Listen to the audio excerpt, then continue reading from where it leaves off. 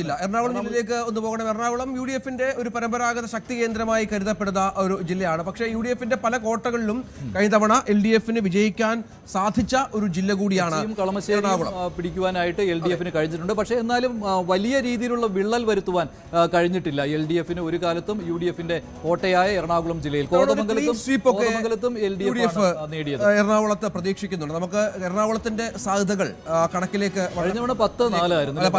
വൈപ്പിലും LDF ആണ്. ഇത്തവണ എറണാകുളത്ത് യു.ഡി.എഫ് ഉറപ്പിച്ച മണ്ഡലം എന്ന് പറയാവുന്നത് യു.ഡി.എഫ് ഉറപ്പിച്ച മണ്ഡലം ആലുവ, അങ്കമാലി, തൃപ്പൂണിത്തുറ, തൃക്കാക്കര, പിറവം, എറണാകുളം, മൂവാറ്റുപുഴ.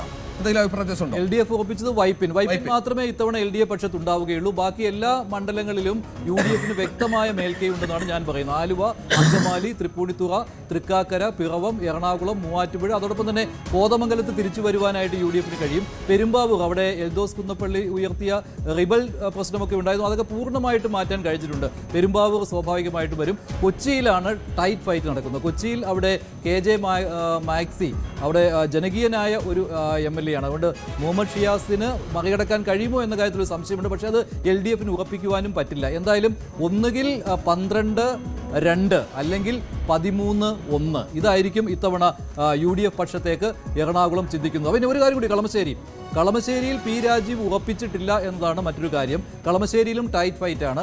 ആലുവ സ്വാഭാവികമായിട്ടും UDF പക്ഷത്താണ് നിൽക്കുന്നത്. പറവൂര് UDFിന്റെ പക്ഷത്ത് VD സതീശൻ ജയിക്കുന്നു. അങ്ങനെ വരുമ്പോൾ 11-3 വേണമെങ്കിൽ പറയാം. കാരണം കളമശ്ശേരിയും കൊച്ചിയും വൈപ്പിനും കിട്ടുകയാണെങ്കിൽ 11-3 അതല്ലെങ്കിൽ 12-2. ഏറ്റവും വലിയ പ്രകടനം UDF കാഴ്ചവെക്കുകയാണെങ്കിൽ 13-1 ആയിരിക്കും. വൈപ്പിൻ മാത്രമായിരിക്കും LDF പക്ഷത്തുണ്ടാവുക.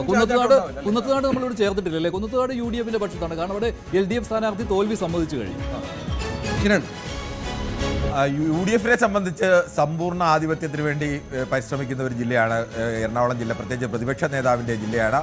LDFിനെ സംബന്ധിച്ച് എങ്ങനെയും കഴിഞ്ഞ തവണ ഒരു ഘട്ടത്തിലും LDFിന് അങ്ങനെ ഒരു സമ്പൂർണ്ണ ആധിപത്യം 2006 ഒഴികെ മറ്റൊരു ഘട്ടത്തിലും അവിടെ ഒരു മേൽക്കൈ LDFിന് നേടാൻ കഴിയാത്ത ജില്ലയാണ് എറണാകുളം. എറണാകുളത്തിന് കോൺഗ്രസ് സ്വഭാവം പരമ്പരാഗതമായി ഉള്ള ഒരു ജില്ല കൂടിയാണ്.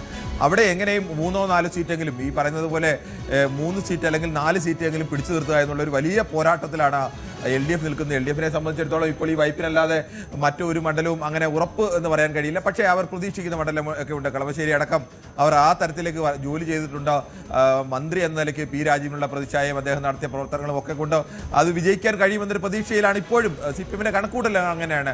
CPMന്റെ കണക്കൂട്ടലുകളനുസരിച്ച് ഒരു 4 സീറ്റ് വരെ അവിടെ പിടിച്ചു നിർത്താൻ കഴിയും, അല്ലെങ്കിൽ വിജയിക്കാൻ കഴിയും എന്നുള്ള പ്രതീക്ഷയുണ്ട്. അപ്പോഴും CPM ഒരിക്കലും എറണാകുളം ജില്ലയിൽ ഒരു ഭൂരിപക്ഷം അവർ ഒരിക്കലും പ്രതീക്ഷിക്കുന്നില്ല. പക്ഷേ നേരത്തെ നിങ്ങൾ സൂചിപ്പിച്ചതുപോലെ തന്നെ കോൺഗ്രസിൻ്റെ കണക്കാണ് ഏറ്റവും പ്രധാനം. കോൺഗ്രസിൻ്റെ സ്ഥാനാർത്ഥികളിൽ പല മണ്ഡലങ്ങളിലും ഒരു കാരണം വെച്ചപ്പോൾ മൂവാറ്റുപുഴ മണ്ഡലത്തെ സംബന്ധിച്ചിടത്തോളം മത്സരമുണ്ട് എന്നൊക്കെ പറഞ്ഞാലും അവിടെയൊന്നും ഒരു പരാജയം നമുക്ക് പ്രതീക്ഷിക്കാൻ കാണില്ല. അപ്പോൾ അതിപ്പോൾ തൃക്കാക്കരയായാലും അവിടെ മത്സരമുണ്ട്. പക്ഷേ ഉമാ തോമസ് തന്നെ വിജയിക്കാൻ തന്നെയാണ്. ഈ ഇത്തവണ ഈ എറണാകുളത്ത് നിർണായകമാവുന്ന ഒരു ഫാക്ടർ, അതായത് UDFിന് നിലവിലുള്ള സ്റ്റാറ്റസിൽ തന്നെ വലിയ മജോറിറ്റി ഉണ്ട് ജില്ലയിൽ. അതിന് പുറമെ ആഡ് ചെയ്യാവുന്ന 2 മണ്ഡലങ്ങൾ അവർക്ക് ലക്ഷ്യം കാണുന്ന ഒന്ന് കൊച്ചിയും മറ്റൊന്നും വൈപ്പിനുമാണ്. ഇവിടെ രണ്ട് പൊളിറ്റിക്സ് വർക്ക് ചെയ്യാൻ സാധ്യത കോൺഗ്രസ് പയറ്റിയിട്ടുണ്ട്. മറ്റൊന്നുമല്ല, കൊച്ചിയിൽ ലത്തീൻ ക്യാൻഡിഡേറ്റിനെ സഭ ആവശ്യപ്പെടുന്നു, കൊടുക്കുന്നില്ല. പകരം സതീശൻ്റെ വിശ്വസ്തൻ ഷിയാസിനെ കളത്തിലിറക്കുന്നു. അതേസമയം വൈപ്പിനിൽ സഭ ആവശ്യപ്പെട്ടിട്ടില്ലെങ്കിലും അവിടെ ഒരു ലത്തീൻ ക്യാൻഡിഡേറ്റിനെ ഇട്ട് കൊടുക്കുന്നു. അങ്ങനെയാണ് ടോണി ചമ്മണി അവിടെ മത്സരിക്കുന്നത്. അതെ, അപ്പോൾ വൈപ്പിനിൽ അതിൻ്റെ ഒരു പ്രതിഫലനം ഉണ്ടായി എന്ന് ചില ഗ്രൗണ്ട് റിപ്പോർട്ടുകൾ വരുന്നുണ്ട്. പക്ഷേ അത് ജയത്തിലേക്ക് എത്തുമെന്ന് കണ്ടറിയേണ്ടതുണ്ട്. അങ്ങനെയെങ്കിൽ ചുരുക്കത്തിൽ എറണാകുളത്ത് LDFിന് 100% ഉറപ്പിക്കാവുന്ന ഏതെങ്കിലും മണ്ഡലം ഉണ്ടാകുമോ എന്നൊരു സംശയം കൂടിയുണ്ട്. ഇത് പറഞ്ഞാൽ ഏറ്റവും പ്രധാനപ്പെട്ട ഒരു പോയിന്റാണ്. സാധാരണഗതിയിൽ നൽകുന്നതിനേക്കാൾ അധിക സീറ്റ് കൂടി ഇത്തവണ ലത്തീൻ വിഭാഗത്തിന്, അവർ ചോദിക്കാത്ത സീറ്റ് അടക്കം ലത്തീൻ വിഭാഗത്തിന് നൽകി. പക്ഷേ അതിനകത്തൊരു പ്രധാനപ്പെട്ട കാരണം മുഹമ്മദ് ഷിയാസിനെ ഉൾപ്പെടുത്തുക. ഒരു കാരണവശാലും മുഹമ്മദ് ഷിയാസ് പ്രതിപക്ഷ നേതാവിൻ്റെ വിശ്വസ്തനാണ്. ഒരു കാരണവശാലും പരാജയപ്പെട്ടത് അത് ഉറപ്പിക്കുക കൂടി ലക്ഷ്യമുണ്ട്. പക്ഷേ എന്തായാലും അത് ചിലപ്പോൾ വർക്ക് ചെയ്തിട്ടുണ്ടെങ്കിൽ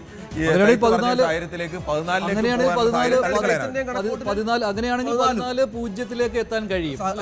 അങ്ങനെയാണെങ്കിൽ വലിയൊരു ഈ പറഞ്ഞ എറണാകുളം ജില്ല മൊത്തം തൂത്തുവായിരുന്നു. സതീശന് വലിയ അഭിമാനമാണ്. സതീശൻ പറഞ്ഞു എറണാകുളം വരെ എണ്ണി വരുമ്പോഴത്തേക്കും UDF ഭരണത്തിൽ എത്തിയിരിക്കും എന്നുള്ളതാണ് അല്ലേ? അതിലേക്ക് വരാം. അത് വളരെ പ്രധാനമാണ്. നമുക്കിനി അടുത്ത ജില്ലയിലേക്ക്. കൂടുതൽ വാർത്തകൾക്ക് News 18 Keralam YouTube channel subscribe ചെയ്യുക.